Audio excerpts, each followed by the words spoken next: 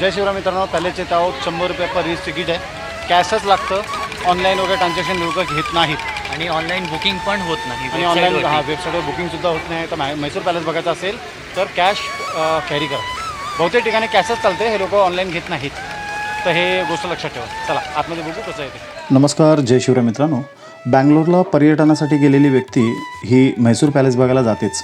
भव्य इमारत, आकर्षक प्रकाश योजना आणि स्वच्छता यामुळे म्हैसूर पॅलेसला भेट देणं हे नेहमी आनंददायी असतं. प्रत्येक सणाच्या वेळी म्हैसूर पॅलेसला जवळपास 1.5 लाख दिव्यांची प्रकाशित केलं जातं. देश विदेशातील पर्यटकांना नेहमीच आनंद देणारी ही जागा, हे राजघराणं शापित आहे हे फार कमी जणांना माहीत असेल. म्हैसूर राजघराणं हे एका राणीच्या शापामुळे 400 वर्ष म्हणजे अगदी 2017पर्यंत त्रस्त होतं. हे कोणाला सांगूनही खरं पटणार नाही. या राजघराण्याला कधीच वारस मिळणार नाही असा तो शाप होता. म्हैसूर पॅलेसमधील कानाकोपरा बघितलेल्या व्यक्तींना राजवाड्यातील या इतिहासाबद्दल फार कमी माहिती असावी. वाडियार घराणं हे म्हैसूर पॅलेसचे राज्यकर्ते होते. वाडियार घराणं पुढे चालवणारे प्रत्येक कारभारी हे दत्तक पुत्र आहेत, अशी माहिती 2017मध्ये समोर आली आहे. चामुंडेश्वरी देवीचे हे भक्त आहेत. म्हैसूर पॅलेसमध्ये या देवीची एक मूर्ती आहे. देवीच्या मूर्तीच्या शेजारी राजा तिरुमलराज आणि त्याची पत्नी राणी अल्लमेल्ला यांची देखील एक मूर्ती आहे. तिरुमलराज हे म्हैसूरचे 9वे राजे होते.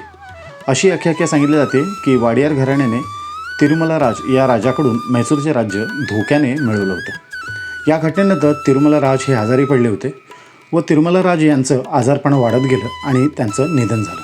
आपल्या नवऱ्याच्या निधनानंतर राणी अल्मेलम्मा यांनी आपले काही दागिने म्हैसूर येथील मंदिरांना दान केले होते.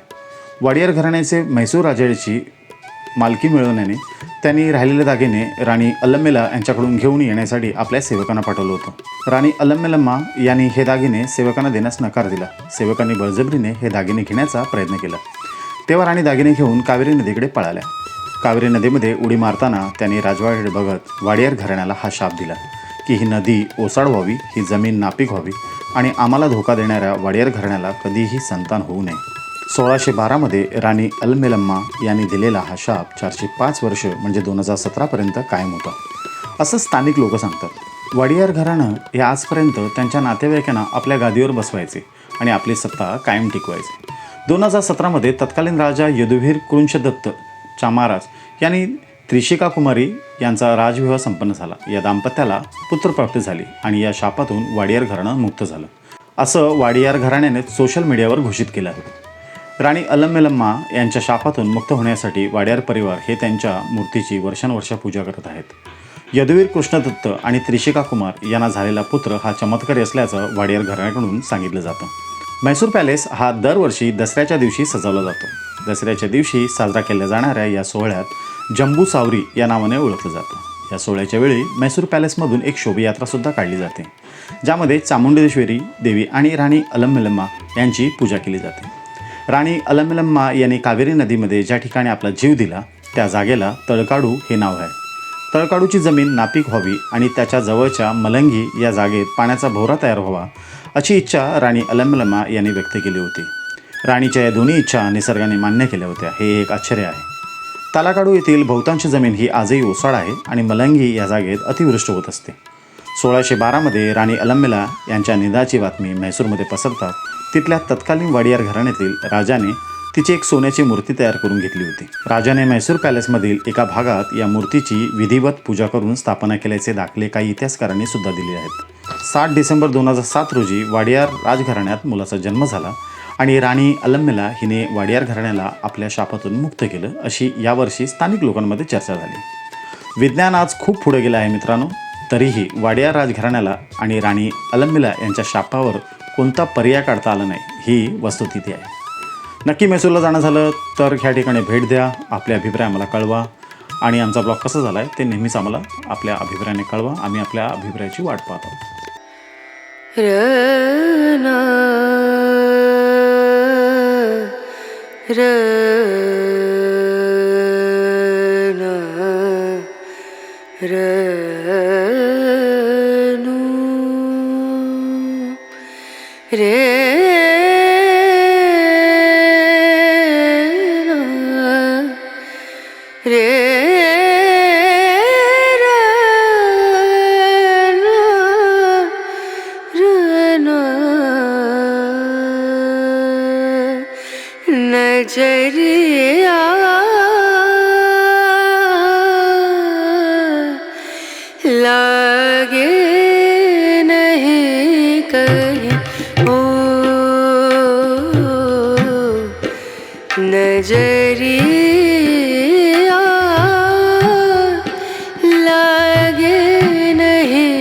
कहीं और नजरिया नजरिया लगे नहीं कहीं लागे नहीं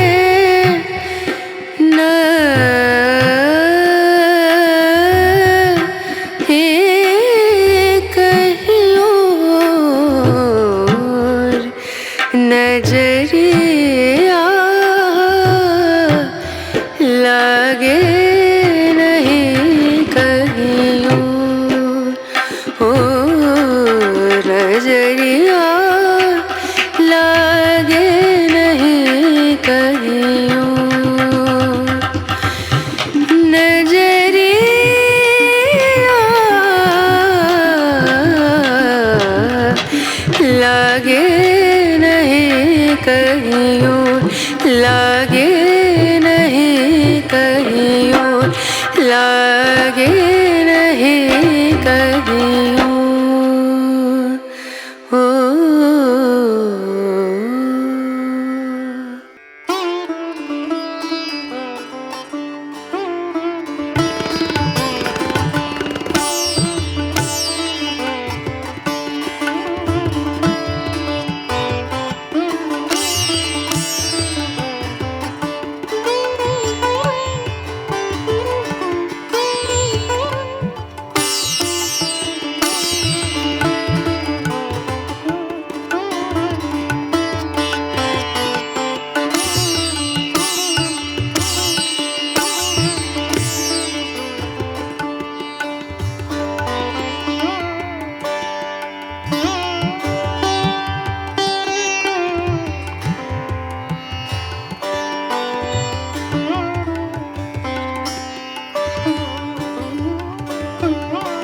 मित्रांनो, म्हैसूरचा पॅलेस पूर्ण आमचा फिरून झाला आहे. तर प्लीज हा ब्लॉग तुम्हाला कसा वाटला तो नक्की कळवा. पुन्हा आपण भेटू एका नव्या अज्ञात अशा ठिकाणी. आणि ह्या ब्लॉगमध्ये तुम्हाला फक्त श्यामल आणि श्यामल दिसणार आहे. त्यामुळे ब्लॉग कसा झाला नक्की आम्हाला तुम्ही तुमच्या कमेंटद्वारे कळवा. चला, जय शिवराय.